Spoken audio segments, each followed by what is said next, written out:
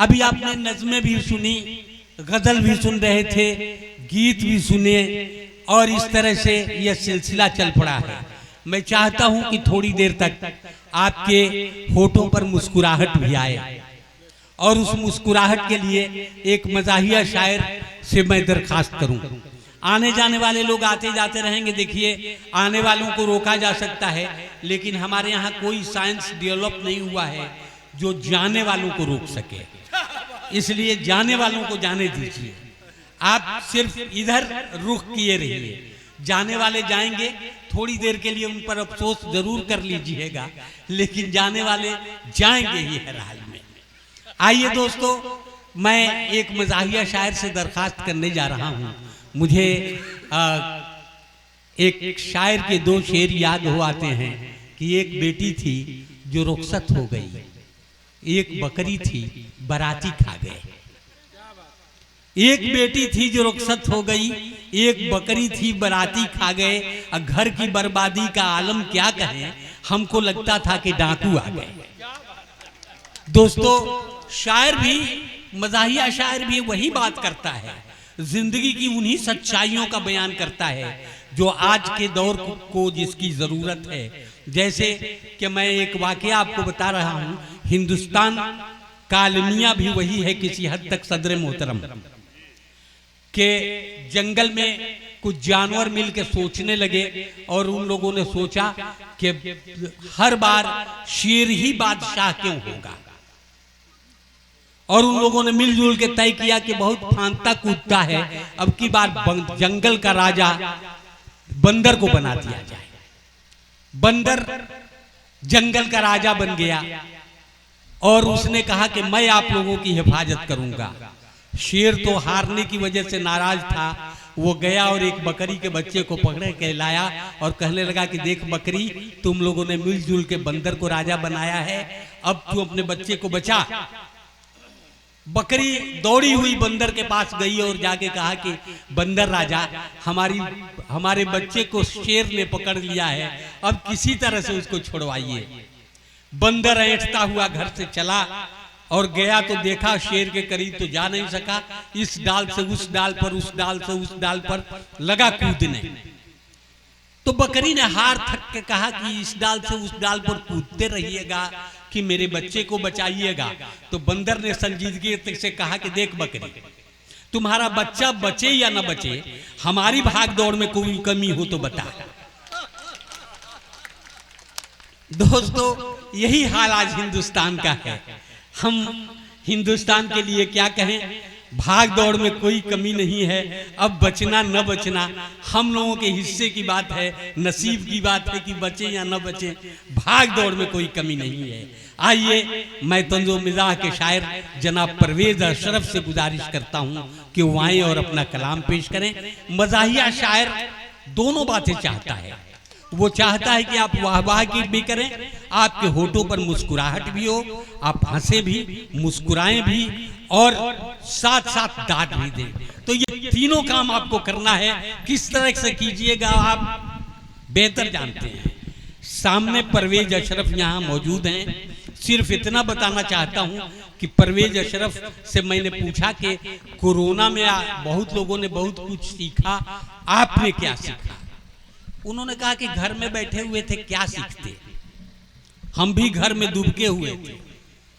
तो कहा कि कुछ न कुछ सब लोगों ने सीखा, आपने क्या सीखा? उन्होंने कहा कि बस मैंने इतना ही सीखा है कि झाड़ू लगाने में आगे बढ़ा जाता है और पोछा लगाने में पीछे आया जाता है। परवेज अशरफ यहाँ मौजूद हैं, उनसे उनका कलाम सुने।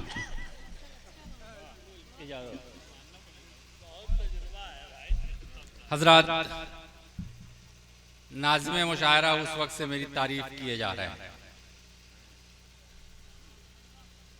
वैसे मैं हूं भी तारीफ के काबिल।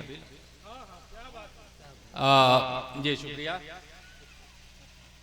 देखिए, सीधे सीधे बहुत आम फहम लफ्जों में मैं 4 मिसरे हाजिर कर रहा हूं। अर्ज किया कि न जाने कौन सी गलती पे वो इतना पिटाया है। तवज्जो,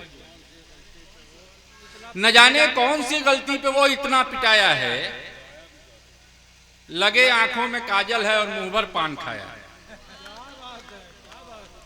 न जाने कौन सी गलती पे वो इतना पिटाया है, लगे आंखों में काजल है और मुंह भर पान खाया है। सवारी गधे की है और गले में हार जूतों का, बहारों फूल बरसाओ मेरा महबूब आया। सवारी गधे की है और गले में हार जूतों का, बहारों फूल बरसाओ मेरा महबूब। आप लोग दाद मुझे भी दीजिए, सिर्फ उन्हीं लोगों के हिस्से का दाद आपके पास है क्या? चार मिसरे मुलाजा करें कि खुद को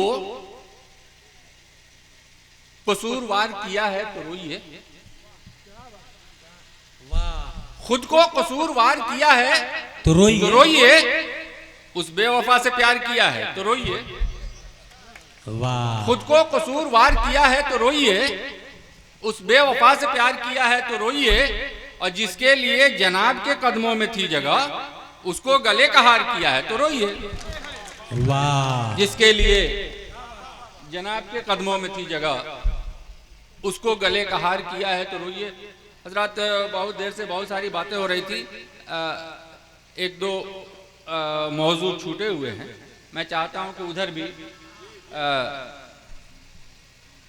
अर्ज किया कि जरा भी तुमको न शर्म आई, कोई सुनेगा तो क्या कहेगा। जरा भी तुमको न शर्म आई, कोई सुनेगा तो क्या कहेगा। चटाई मस्जिद से क्यों चुराई, कोई सुनेगा तो क्या कहेगा। जरा भी तुमको न शर्म आई, कोई सुनेगा तो क्या कहेगा। चटाई मस्जिद से क्यों चुराई, कोई सुनेगा तो क्या कहेगा। और तवज्जो कि इसी बरस तो हुई है शादी, अभी से ये इख्तलाफ क्यों है। कोई सुनेगा तो क्या कहेगा, इसी बरस तो हुई है शादी, अभी से ये इख्तलाफ क्यों है। अलग है दोनों की चारपाई, कोई सुनेगा तो क्या कहेगा। वाह वाह, कोई सुनेगा तो क्या कहेगा। हजरत, चंद अशार और मुलाजा करें कि हम नए बनने की ख्वाहिश में पुराने हो गए, हम नए बनने की ख्वाहिश में पुराने हो गए, और जो हमसे हुए वो सब सियाने हो गए। वाह, हम नए बनने की ख्वाहिश में पुराने हो गए। हजरत, अतीक भाई माला पहनाए, बहुत अच्छा लगा। और इसी तरह से अगर एक मर्द दूसरे मर्द को माला पहनाता रहे तो जनसंख्या की समस्या खत्म हो जाएगी। आपका बहुत बहुत शुक्रिया। हम नए बनने की ख्वाहिश में पुराने हो गए, और जो हमसे हुए वो सब सियाने हो गए, और हैंडसम बनने की हसरत में हमारे नौजवान मूंछ और दाढ़ी मुंडा के दरमियाने हो गए। वाह, देखिए, हमारे रजी अहमद फैजी साहब बहुत जोर जोर से दाद दे रहे थे, लेकिन इस मिसरे पे इन्होंने खामोशी अख्तियार कर ली। ये अतीक भाई बार बार सबों को माला पहना रहे हैं, आप लोगों ने देखा है। वो ये चाहते हैं कि एक बार माला पहनने के बाद तो कई साल से वो खुद रो रहे हैं, सबको माला पहना रहे हैं, और मुझे लगता है कि इसके बाद सबको वो वही चाहते हैं। ये मुलाजा करें कि कुछ जरा और पास आओ तुम, कुछ जरा और पास आओ तुम, यार इतना ना भाव खाओ तुम। कुछ जरा और पास आओ तुम, यार इतना ना भाव खाओ तुम, और ले लिया है मकान दिल्ली में, जाने मन अब तो मान जाओ तुम। वाह, ये तो सदर मुहतरम पर पूरा पूरा बात बन रही है। कुछ जरा और पास आओ तुम, यार इतना ना भाव खाओ तुम, और ले लिया है मकान दिल्ली में, जाने मन अब तो मान जाओ तुम।